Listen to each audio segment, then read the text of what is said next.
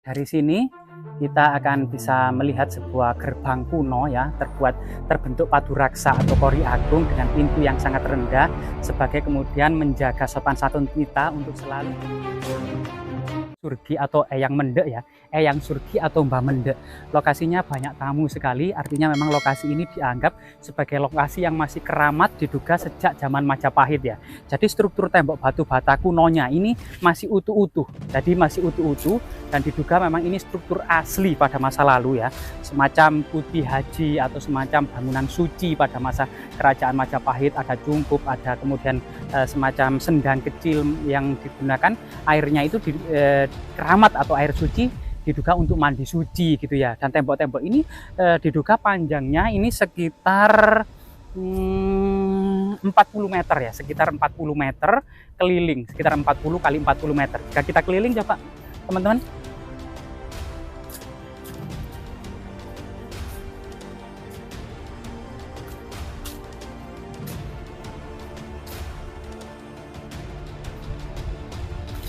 Jadi dari segi ketebalannya diduga batu bata kuno ini adalah era kerajaan Majapahit ya. Ada sekitar ketebalannya sekitar 2 sampai 3 cm, ada yang 4 cm, ada yang sampai kemudian 6 sampai 7 cm, bervariasi.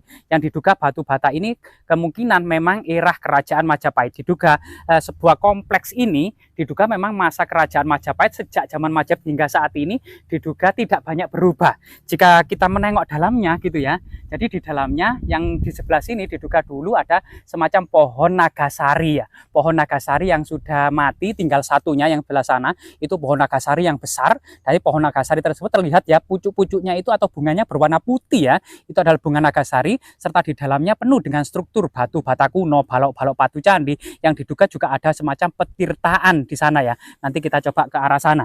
Jadi kita coba mengelilingi lokasi ini gitu ya. Jadi lokasi ini sebagaimana kemudian tembok-tembok istana kerajaan Majapahit diduga ini merupakan tembok kuno era kerajaan Majapahit, namun bukan hanya istana kemungkinan ya, kemungkinan di dalamnya memang ada semacam bangunan suci. Kalau orang Bali semacam pura di Pulau Bali, atau kemungkinan ada semacam batur ya, batur dengan semacam kolam air suci atau untuk mandi suci dan itu. Dan ini sesuatu kemudian dari segi tembok ini menurut pakar para ahli dalam Balai Pelestari Kebudayaan, tembok ini adalah dinyatakan asli gitu ya, asli. Cuma memang sebagian ada beberapa yang reot, kemudian ada sebagian yang kemudian diperkuat dengan semen gitu ya. Namun yang bagian bawah ini diduga tembok asli yang kemudian akan terlihat sekali. Nah ini.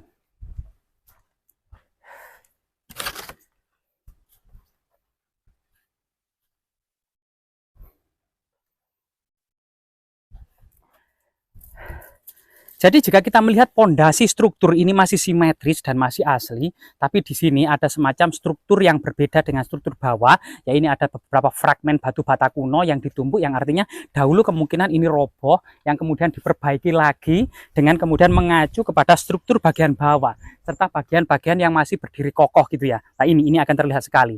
Sedangkan kemudian kolam kolam kuno itu akan terlihat di sebelah sini ya. Jadi sebelah sini ini akan terlihat kolam, semacam ada lantai batu bata kuno kolamnya, kemudian tangga turun menuju kolam, kemudian ada beberapa makam keramat yang diduga leluhur atau kemudian yang babat alas atau asal usul dari dusun ini ya. Nah, ini luar biasa sekali.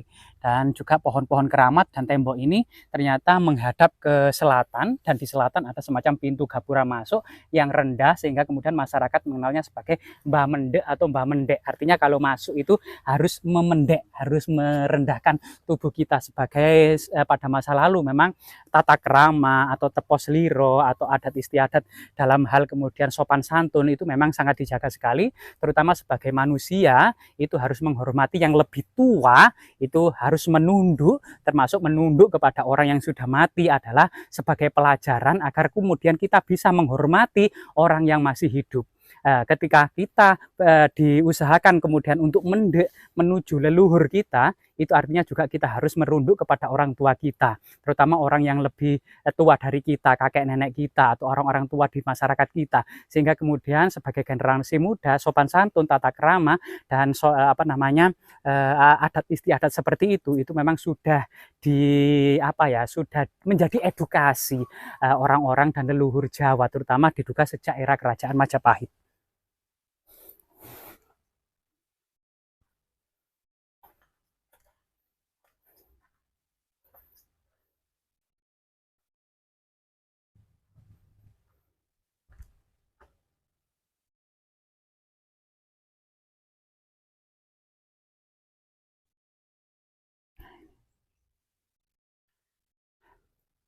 Jadi bagian magis dan sakral, jika kita lihat ya halaman di sini, ada pohon dewandaru yang cukup besar di sini, dan ini adalah pintu masuk yang sangat rendah atau yang dikenal dengan Mbak Mende atau Ayang Surgi gitu ya.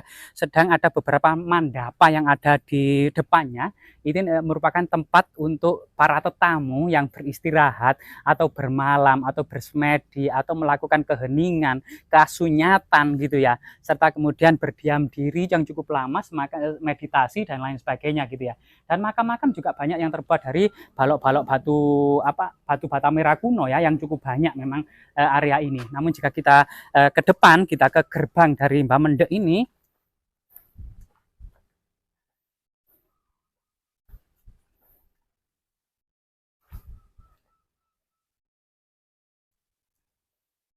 iya.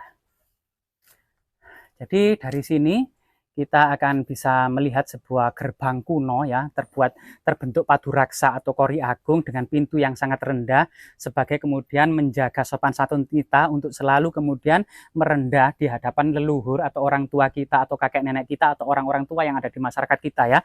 Dengan yang kanan bergambar Hanoman, kera putih, yang kiri bergambar Bima atau Werkodara ya, atau Bima. Dan ini sesuatu yang sangat luar biasa sekali ya, dan banyak sekali apa namanya filosofi Jawa atau ilmu Jawa tingkat tinggi yang masih kemudian melekat di sini, dan banyak sekali tamu-tamu terutama pada malam-malam anu ya, Kamis Kliwon Jumalegi ya, itu ramai sekali dikunjungi di sini.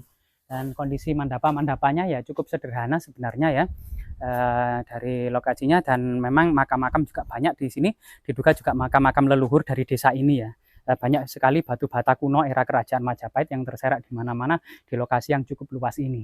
Dan sebenarnya memang jika kita lihat ya, posisi dari makam Mbah Mende atau Ayang Surgi ini posisinya luar biasa sekali gitu ya.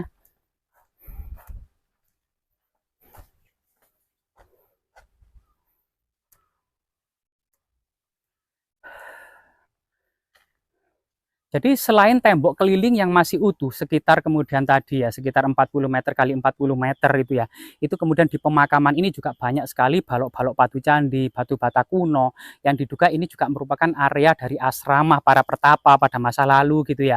Dan luar biasa sekali, dan apa, struktur-struktur ini masih banyak sekali. Jadi apa sih makna bertapa itu? Makna bertapa selain kemudian membersihkan hati dari segala sifat-sifat buruk yang melekat, yang bersifat duniawi.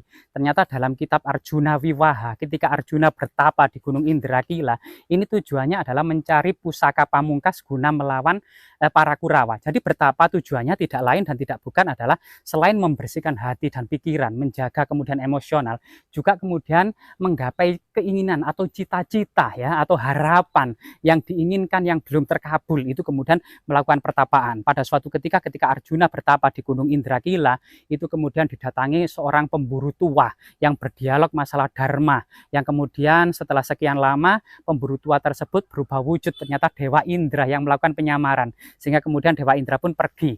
Kemudian ada 7 bidadari.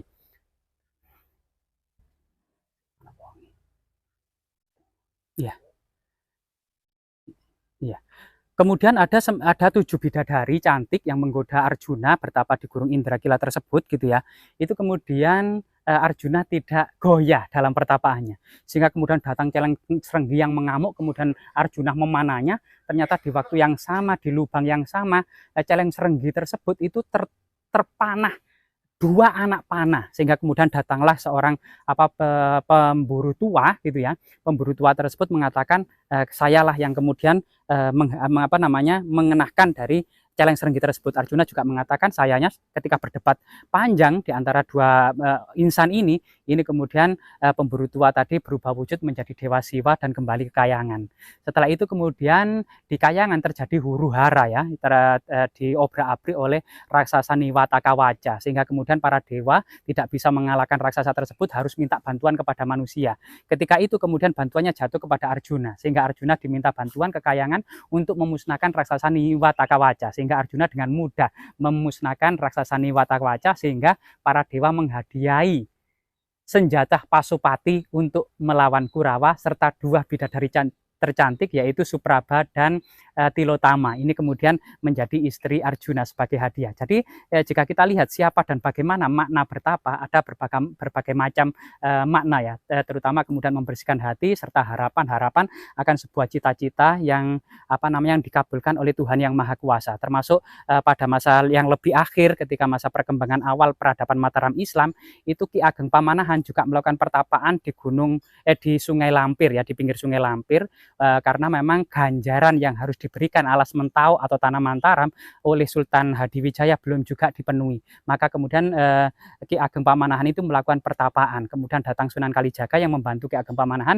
untuk kemudian mengambil hak-haknya, yaitu alas mentau atau tanah Mataram. Jadi inilah salah satu makna dan siapa dan bagaimana aktivitas pertapaan ini. Juga di sini dahulu memang tempat suci atau bangunan suci, tempat para pertapa, termasuk sebuah bangunan suci yang ada kita telusuri tadi, itu masih asli, sebuah tembok batu bata keliling yang berukuran sekitar 40 kali 40 meter, yang di dalamnya ada cungkup, yang dahulunya kemungkinan ada arca, ada prasasti, atau ada makna-makna magis religius lainnya, serta ada semacam kolam kuno yang terbuat dari batu bata kuno serta struktur balok-balok batu candi yang diduga adalah tempat mandi suci. Dan ini semuanya adalah tinggalan-tinggalan masa lalu, tinggalan leluhur kita yang sangat beradab di masa lalu serta berjaya di masa lalu ya, suatu tinggalan yang sangat monumental dan semoga bermanfaat.